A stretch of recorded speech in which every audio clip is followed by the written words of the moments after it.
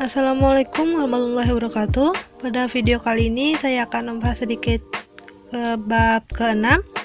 Ada pengembangan sistem informasi, bahasa pemrograman, dan enterprise computing.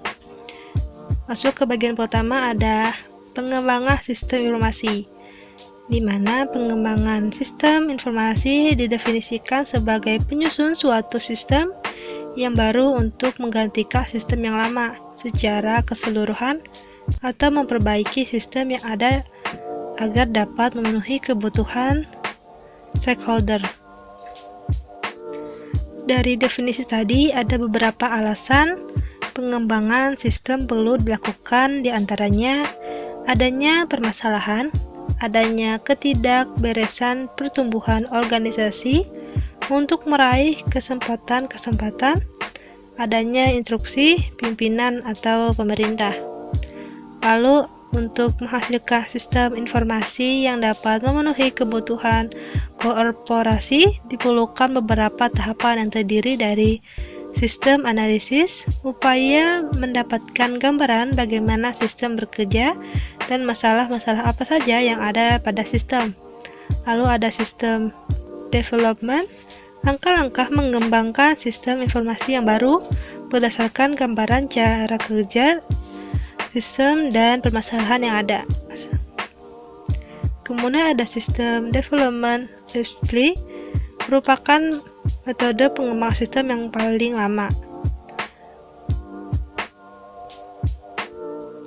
Kemudian masuk ke pembahasan 2, ada bahasa pemrograman. Bahasa pemrograman ini adalah instruksi standar untuk memerintah komputer.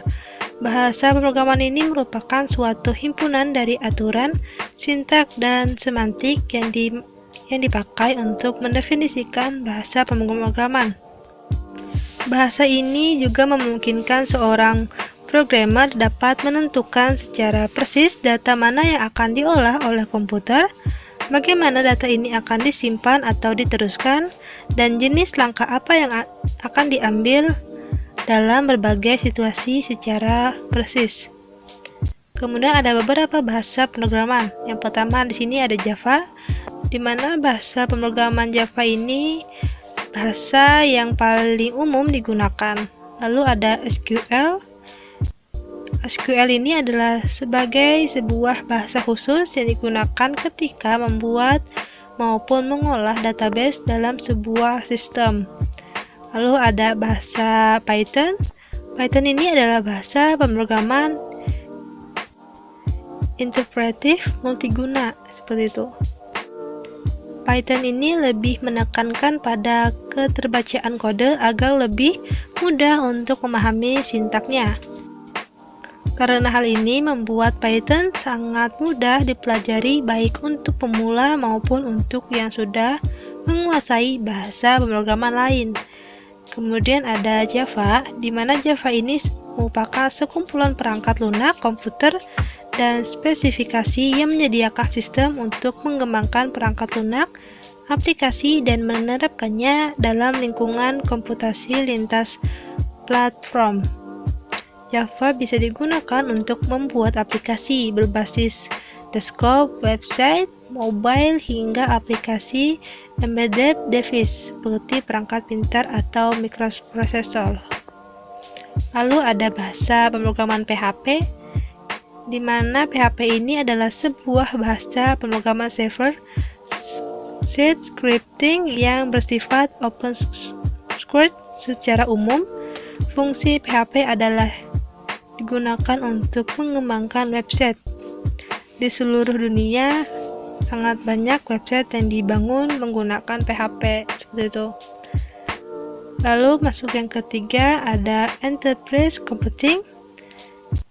Enterprise ini adalah organisasi yang besar seperti perusahaan multinasional, universitas, rumah sakit, laboratorium riset, dan organisasi pemerintahan atau korporasi yang membutuhkan solusi komputasi khusus dari berbagai ukuran organisasi, seperti itu.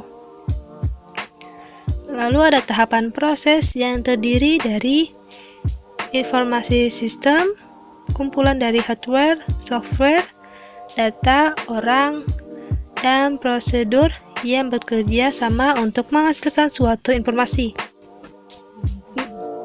Kemudian ada prosedur, adalah instruksi yang diikuti untuk menyelesaikan tugas. Lalu ada Human Resource Information System, mengatur sumber daya manusia dalam suatu perusahaan. Lalu ada CAM, menggunakan komputer untuk mengatur peralatan produksi komputer, Integrated Manufacturing. Lalu ada MRP, menggunakan software untuk memonitor dan mengontrol produksi processes.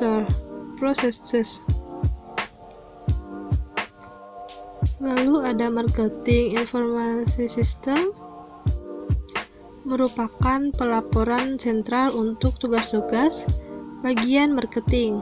Lalu ada SFA, suatu tools yang digunakan untuk bagian penjualan yang sering tugas luar dijalankan dari PDA atau netbook komputer. Lalu ada Customer Interaction Management, mengatur interaksi perusahaan dengan customer seperti telepon call, email, web interaction, dan emails. Baik, itu saja yang dapat saya sampaikan pada video kali ini. Jika saya ada salah kata, saya mohon maaf. Saya akhiri. Wassalamualaikum warahmatullahi wabarakatuh.